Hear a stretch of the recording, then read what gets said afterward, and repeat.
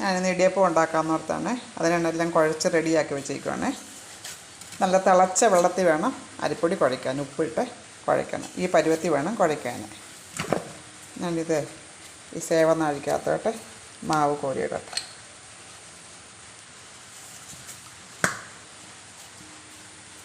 നിറച്ച് വാരി വലിക്കണം അതിനകത്ത്.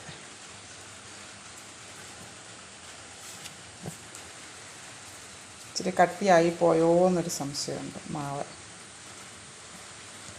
എന്നിട്ടൊന്ന് അടയ്ക്കട്ടെ. സേവനാഴിക്കകത്തെ മാവൊക്കെ നിറച്ച് വെച്ചിട്ടുണ്ട്. ഇഡ്ഡലിക്കൂട്ടം വെച്ചിട്ടുണ്ട്. നമുക്കിനി തട്ടത്തിനകത്ത് മാവ് ഞെക്കിയിടാം. പീരയിട്ട് ഞാൻ തട്ടം വെച്ചിട്ടുണ്ട്.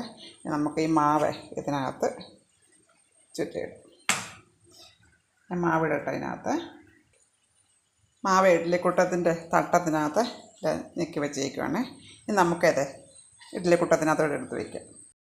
വെള്ളം ചൂടായി കിടക്കുക. നമുക്കിനി ഇത് അതിനകത്തോട്ട് വയ്ക്കാം. ഇങ്ങോട്ട് വെച്ച് കൊടുക്കാം. അടച്ചു കൊടുക്കാം. ഇനി ഇത് ഇവിടെ ഇരുന്ന് വേവട്ടെ.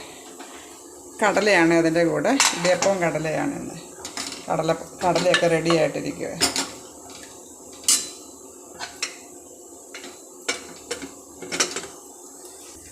വെളി ഇന്നലെ തൊട്ടേ നല്ല മഴയാണ്.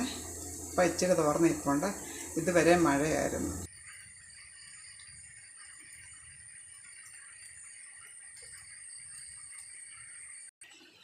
ഒരു കൂമ്പൊക്കെ അടുത്തിക്കൊണ്ട് വന്ന് ഏത്തൻ്റെ കൂമ്പാണിത്. ശകലം എടുത്തോളൂ, ബാക്കി മൊത്തം പൊളിച്ച്. ഇത്രയും പൊളിച്ച് കിടന്നത്. ഞങ്ങൾ 2 പേരല്ലേ ഉള്ളൂ, അന്നേരം പിന്നെ അധികം വേണ്ടായത്. ഉച്ചക്കടത്തേക്ക് റെഡിയാക്കാൻ എടുത്ത് വെച്ചേക്കുക. ഇടിയപ്പം റെഡിയായോ നമുക്കൊന്ന് നോക്കാം. ഇടിയപ്പം റെഡിയായിട്ടുണ്ട്. ഇനി വേറൊരു പാത്രത്തിലോട്ട് മാറ്റാറ്. ഇടിയപ്പം റെഡിയായേ. കറണ്ട് പോയി. ഇപ്പം ലൈറ്റ് കത്തിച്ച് വെച്ചേക്കുക. മഴയായതുകൊണ്ട് ഭയങ്കര ഇരുട്ട, പറിക്കാത്താന്നേരും.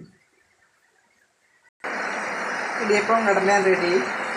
ഇപ്പം കറണ്ട് വന്നു.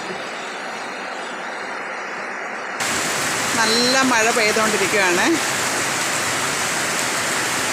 പോസ്റ്റേലെ ലൈറ്റൊന്നും ഇതുവരെ ഓഫാക്കിയിട്ടില്ല. ലൈറ്റൊക്കെ കിടക്കുന്നേ ഉള്ളൂ പോസ്റ്റേൽ. എന്തോ ഒരു മഴയാണെന്ന് നോക്കി. ഭയങ്കര മഴയാണ്.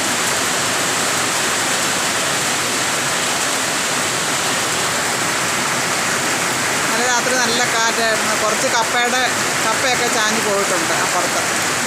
മഴയായതുകൊണ്ട് ഇറങ്ങി നോക്കിയില്ല ഇതുവരെ.